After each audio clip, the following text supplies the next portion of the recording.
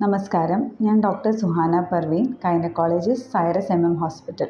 August 1 മുതൽ 7 വരെ ലോകമെമ്പാടും ബ്രസ്റ്റ് ഫീഡിംഗ് അവയർനെസ് വീക്കായി ആചരിക്കുന്നുണ്ട്. Closing the gap, breast feeding support for all, ഇതാണ് ഈ വർഷത്തെ തീം.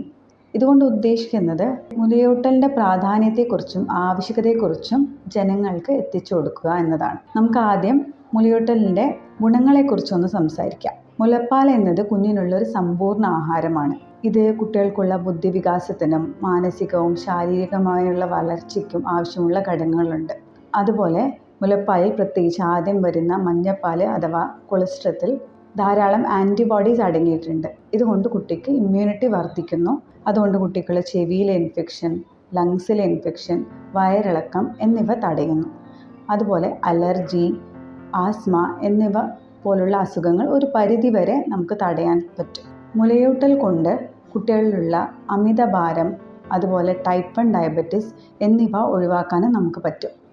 മുലയൂട്ടൽ കൊണ്ട് കുട്ടികൾക്ക് മാത്രമല്ല അമ്മമാർക്കും ധാരാളം ഗുണങ്ങളുണ്ട്.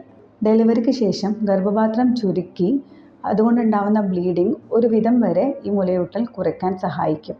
അതുപോലെ മുലയൂട്ടുന്ന സ്ത്രീകളിൽ ഭാവിയിൽ ബ്രസ്റ്റ് ക്യാൻസർ വരാനുള്ള സാധ്യതയും വളരെ കുറവാണ്. മുലയൂട്ടൽ കുഞ്ഞും അമ്മയും തമ്മിൽ ഇമോഷണൽ ബോണ്ടിങ് അഥവാ വൈകാരിക ബന്ധം കൂടെ ഊട്ടിയുറപ്പിക്കുന്നു.